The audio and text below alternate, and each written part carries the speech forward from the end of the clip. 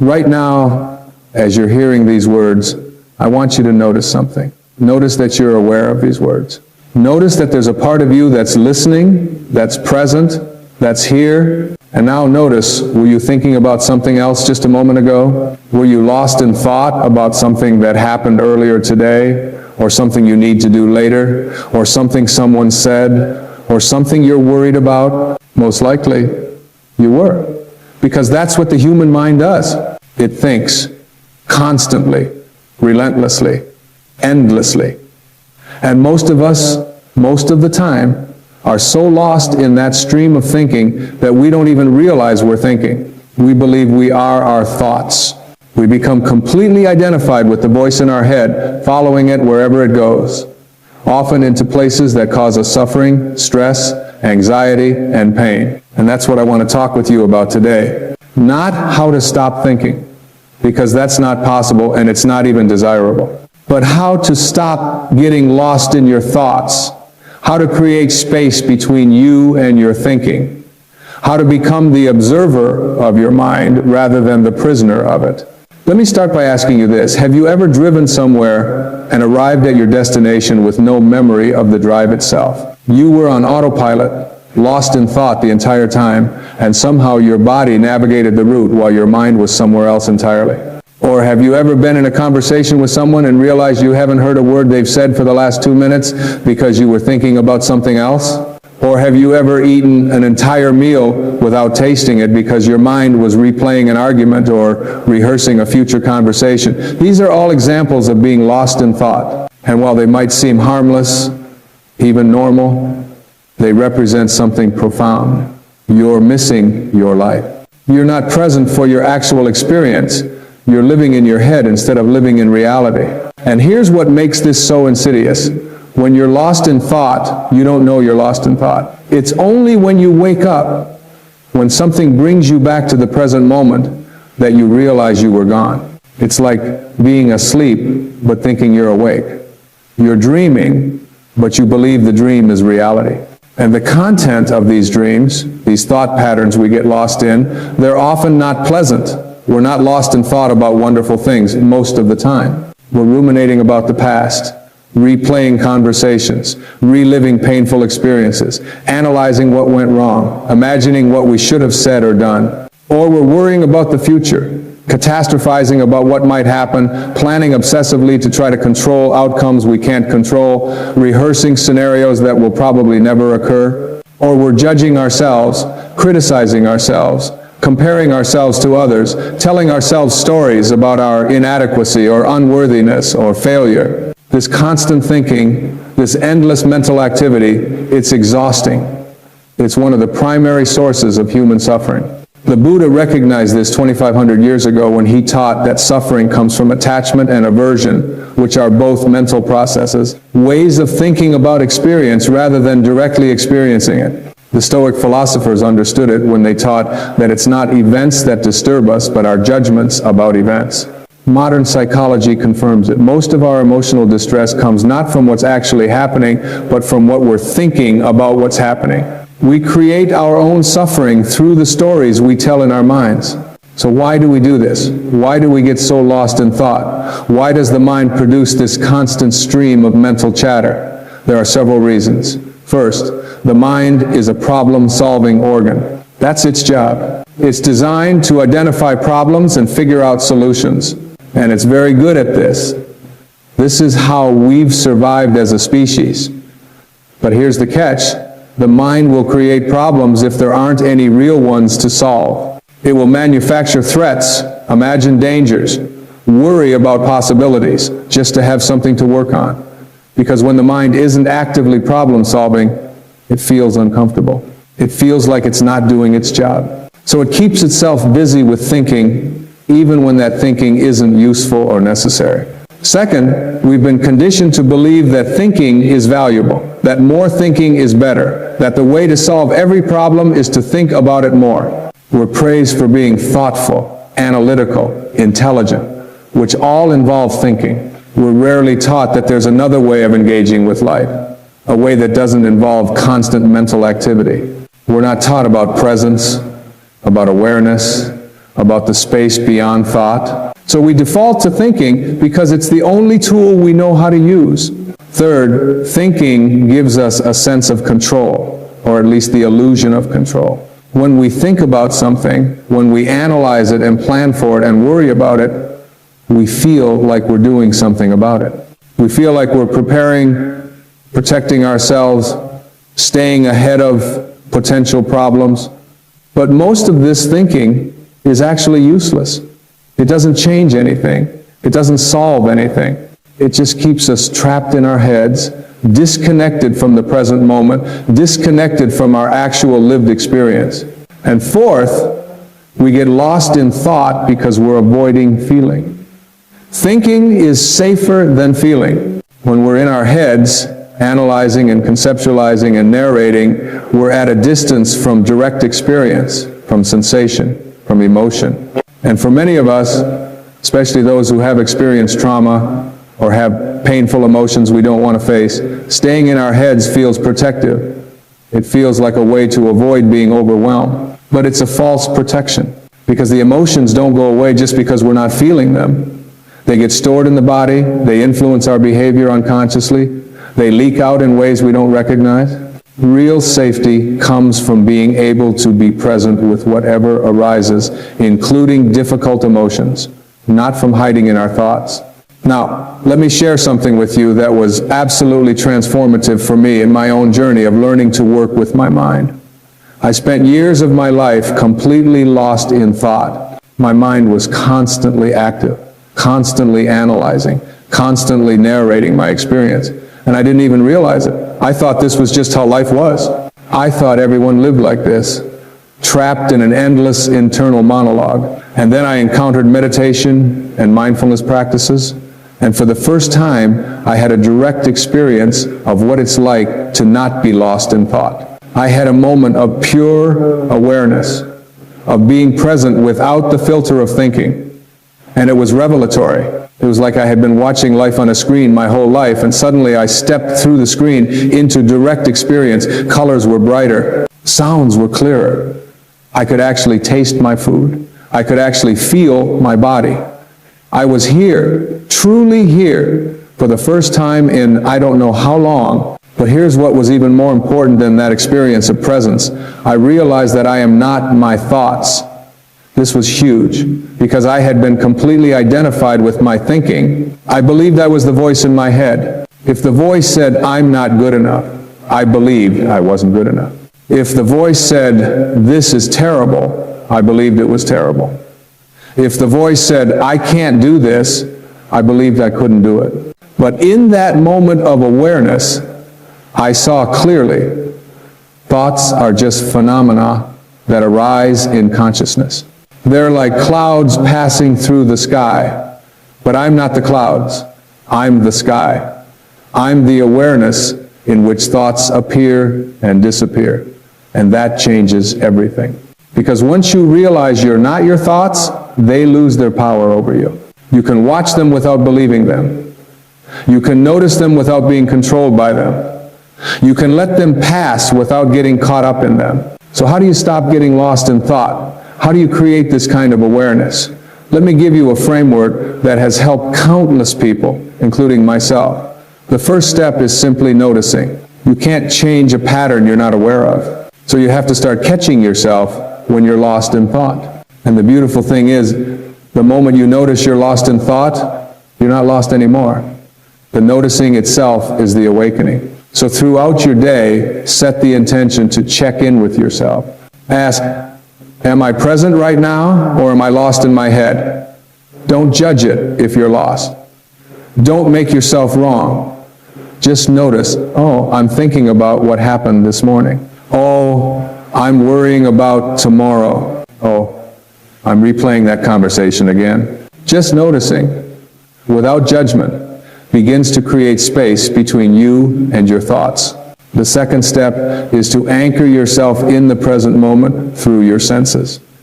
Your thoughts are always about the past or the future. They're never about what's actually happening right now. So when you notice you're lost in thought, bring your attention to something in your immediate sensory experience. What do you see right in front of you? What do you hear in this moment? What do you feel in your body? What do you smell? What do you taste? Your senses only operate in the now. They're a direct line to presence. So when you engage your senses, you pull yourself out of the mental realm and into the realm of direct experience. This is why practices like mindful eating, mindful walking, and body scan meditations are so powerful. They train you to come back to your senses, to come back to now. The third step is to use your breath as an anchor. Your breath is always with you. It's always happening in the present moment, and it's intimately connected to your mental and emotional state. When you're anxious or stressed, your breath becomes shallow and rapid. When you're calm and present, your breath becomes deep and slow. So you can use your breath as both an indicator of your mental state and a tool to shift it. When you notice you're lost in thought, especially in anxious or stressful thinking, bring your attention to your breath. Don't try to change it at first. Just observe it. Notice the inhale. Notice the exhale. Notice the pause between breaths. As you watch your breath, your breathing will naturally begin to slow down and deepen. And as your breath changes, your mental state changes. The thoughts begin to quiet. The mind begins to settle. You come back to presence. Now here's something crucial to understand. Stopping getting lost in thought doesn't mean stopping thinking altogether. Your mind is a tool, and it's a valuable tool when used appropriately. The problem isn't thinking itself. The problem is unconscious, compulsive thinking. The problem is thinking that happens automatically without your awareness or consent. The problem is being lost in thought rather than consciously choosing to think. So what I'm inviting you to develop is not the absence of thought, but a different relationship with thought.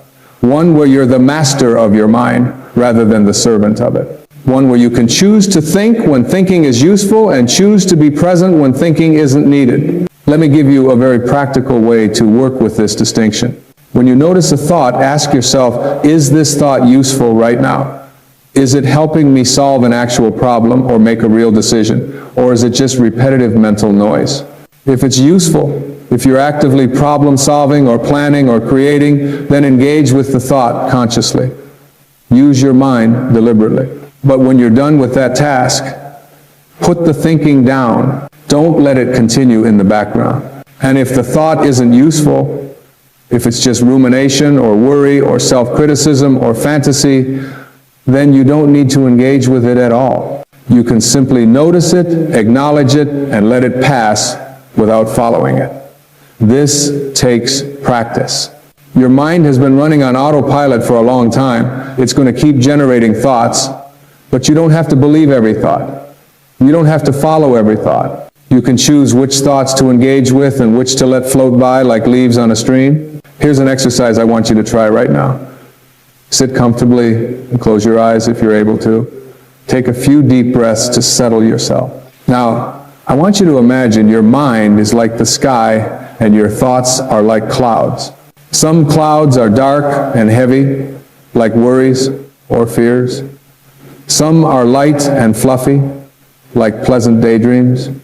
Some are fast-moving, some are slow. But they're all just clouds passing through the sky. Your job isn't to push the clouds away or grab onto them. Your job is simply to be the sky watching the clouds pass. So for the next few minutes, just watch your thoughts. Notice them arising. Notice their content. Notice their feeling tone. And notice them passing. Don't get involved with them. Don't analyze them. Don't judge them. Just watch them like you'd watch clouds in the sky. And whenever you realize you've gotten caught up in a thought, that you've stopped watching and started thinking, just gently bring your attention back to watching, back to being the sky. This practice of watching your thoughts without getting involved with them is the foundation of mindfulness meditation, and it's one of the most powerful tools available for stopping getting lost in thought, because it trains you to distinguish between awareness and thought, between the observer and the observed. And the more you practice this, the more natural it becomes to live from the place of awareness rather than being constantly swept away by the stream of thinking. Now, I want to address something that often comes up when people start working with their minds in this way. You might notice that when you first start paying attention to your thoughts, it seems like there are more of them. It seems like your mind is more active and chaotic than you realize. And this can be discouraging. You might think you're doing it wrong or that the practice is making things worse, but what's actually happening is that you're becoming aware of what was always there. Your mind has always been this active. You just weren't noticing it before. It's like when you buy a new car and suddenly you see that model of car everywhere. The cars were always there. You just weren't paying attention to them. So don't be discouraged if you discover your mind is very busy. That's normal. That's what minds do. The victory isn't in having fewer thoughts. The victory is in not being lost in them. Let me share with you what happens in your life when you stop getting lost in thought. First, you become more present. You actually show up for your life. You taste your food. You see the people in front of you. You hear the sounds around you. You feel your emotions as they arise. You experience beauty and joy and connection that you were missing before because you were too busy thinking. Life becomes more vivid, more real, more alive. Second, you become less reactive. When you're not lost in thought, when there's space between stimulus and response, you can choose how you respond rather than reacting automatically from your conditioning. Someone says something that would normally trigger you, but instead of immediately reacting, you pause. You feel the reaction arising. You watch the thoughts that come up. And then you choose your response consciously. This changes your relationships, your work, your entire life. Third, you experience more peace.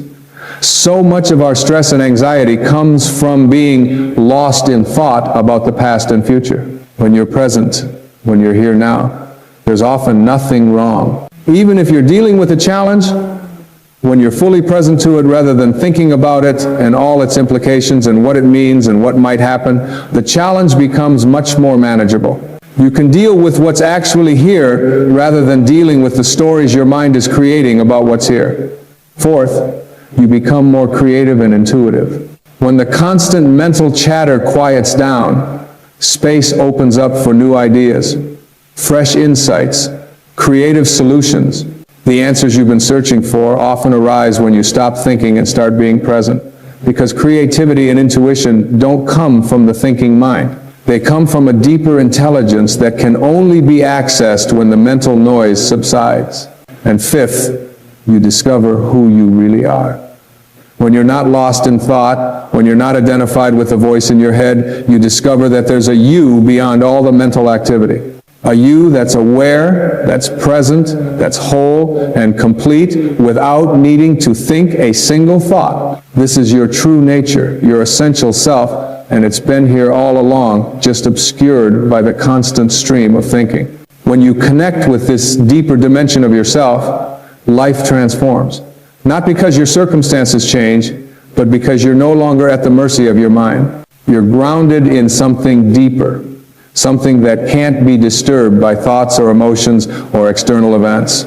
Now, let me give you some practical strategies for different situations where people commonly get lost in thought. First, let's talk about rumination, those repetitive thoughts that go round and round, usually about something that happened in the past.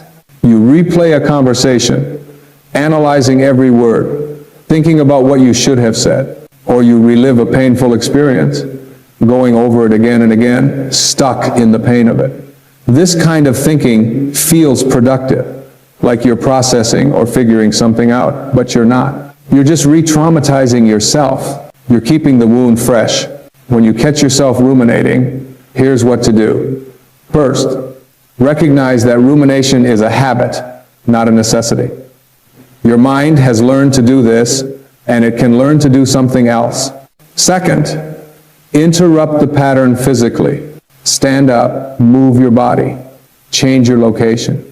Rumination often happens when we're physically still, so movement can help break the mental loop. Third, redirect your attention deliberately. Give your mind something else to focus on. This could be a task that requires concentration, like a puzzle or a project.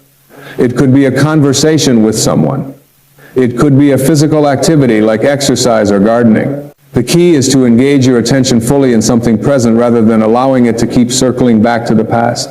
Second, let's talk about worry, those anxious thoughts about the future. What if this happens? What if that goes wrong? What if I fail? What if they leave? What if I get sick? Worry is the mind's attempt to prepare for and prevent future problems, but it doesn't actually accomplish anything except making you miserable in the present. When you catch yourself worrying, try this practice. Ask yourself, is there any action I can take right now about this concern? If yes, take that action. Make the phone call, send the email, do the preparation, whatever it is, and then let the worry go, because you've done what you can do. If there's nothing you can actually do right now, then the worry is completely useless. It's not helping you prepare. It's not making you safer. It's just stealing your peace. So acknowledge that there's nothing to do right now, and consciously redirect your attention to what is actually happening in this moment, which is probably something quite different from the scary scenarios your mind is imagining. Third, let's talk about the inner critic, that voice that tells you you're not good enough, you're not doing it right, you're failing, you're flawed. This might be the most painful kind of thought to get lost in, because it attacks your very sense of self. When you catch yourself in self-critical thinking, remember, this is just a thought. It's not truth. It's a thought pattern you learned probably a long time ago, probably from someone else's voice that you internalized. You can choose not to believe it. You can choose to speak to yourself with kindness instead. A practice I find helpful is to imagine that your best friend or someone you love dearly was saying these things about themselves. What would you say to them? You'd probably be compassionate, encouraging, supportive. You deserve the same kindness from yourself. So when the inner critic speaks, thank it for trying to protect you, because that's often what self-criticism is trying to do in a twisted way. And then consciously choose a different thought, one that's more compassionate and more true. Now,